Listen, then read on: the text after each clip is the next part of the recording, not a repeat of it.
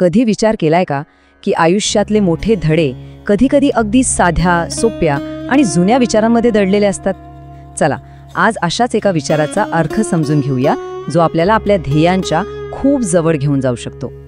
ही एक मराठी म्हण आहे, जी आपल्या आयुष्याला एक नवी दिशा देऊ शकते. वाचायला किती सोपी वाटते नाही का? पण थांबा, यात खूप मोठा आणि खोल अर्थ दडलेला आहे. चला, तोच जाणून घेऊया. आणि गंमत म्हणजे ही गोष्ट फक्त मराठीपुरती मर्यादित नाहीये. इंग्रजीमध्ये सुद्धा अगदी तसाच विचार आहे. याचा अर्थ हा संदेश वैश्विक आहे, जो भाषा आणि संस्कृतीच्या पलीकडे जाऊन थेट आपल्यापर्यंत पोहोचतो. चला तर मग ह्या म्हणीला थोडं फोडून बघूया. सुरुवात करूया पहिल्या भागापासून. आधी कधी न मिळालेलं मिळवणं. याचा नेमका अर्थ काय? तर आपल्या आकांक्षा, आपली स्वप्न समजून घेणं. पण हे असाध्य म्हणजे नक्की काय? काय वाटतं? खरं तर हे काहीही असू शकतं. एखाद्या नवीन कौशल्य शिकायचं असेल, नोकरीत बढती हवी असेल, किंवा अशी कोणतीही गोष्ट जी सध्या आपल्या आवाक्या बाहेरची वाटते. हे जे वाक्य आहे ना, to get something you never had, हे आपल्या सगळ्यांच्या मनातली गोष्ट सांगतं. ती जी एक आतून इच्छा असते ना, की अजून काहीतरी मिळवायचंय, पुढे जायचंय, तीच. आपण जिथे आहोत तिथेच थांबून राहण्यासाठी तर नाही ना आलोय.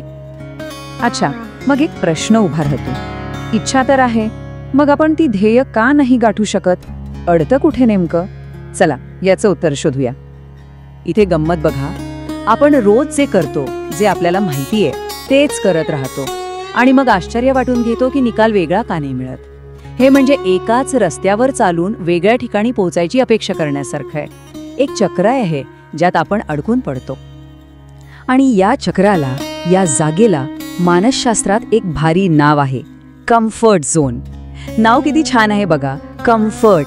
पण हा असा कम्फर्ट आहे जिथे आपली वाढ, आपला विकास पूर्णपणे थांबून जातो. मग यातून बाहेर कसं पडायचं? मार्ग आहे का? हो, नक्कीच आहे. आणि तो कुठे लपलेला नाहीये, तो त्याच म्हणीच्या दुसऱ्या भागात आहे. तोच या समस्येवरचा खरा उपाय आहे. आधी कधीही न केलेलं करावं लागेल. हे बघा, हा आहे तो उपाय. हीच ती गुरुकिल्ली आहे जी आपल्याला त्या चक्रातून बाहेर काढेल. काहीतरी नवीन, काहीतरी वेगळं करण्याची गरज. ठीक आहे, नवीन करायचं हे कळलं, पण कसं? त्यासाठी 3 सोप्या पायऱ्या आहेत. पहिली पायरी, आपण सध्या कोणत्या जुन्या वाटेवर चाललोय ते ओळखा. दुसरी, आता नवीन काय करता येईल याचे पर्याय शोधा, विचार करा. आणि सगळ्यात महत्वाची तिसरी पायरी, त्या नव्या अनोळखी वाटेवर चालण्याची हिंमत करा, निश्चय करा. आत्तापर्यंत आपण या म्हणीचा अर्थ समजून घेतला, सगळं डोक्यात फिट बसलं असेल. पण फक्त समजून काय उपयोग?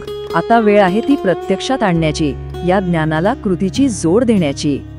म्हणजे बघा, संपूर्ण म्हण परत एकदा पाहूया. इंग्रजीत असो किंवा मराठीत, संदेश एकच आहे आणि तो खूप स्पष्ट आहे.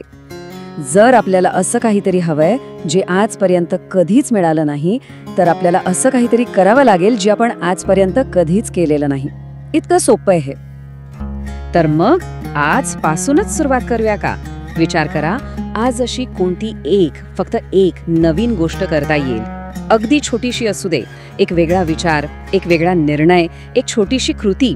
कारण लक्षात ठेवा, प्रत्येक मोठ्या प्रवासाची सुरुवात ही एका पहिल्या लहानशा पावलानेच होते.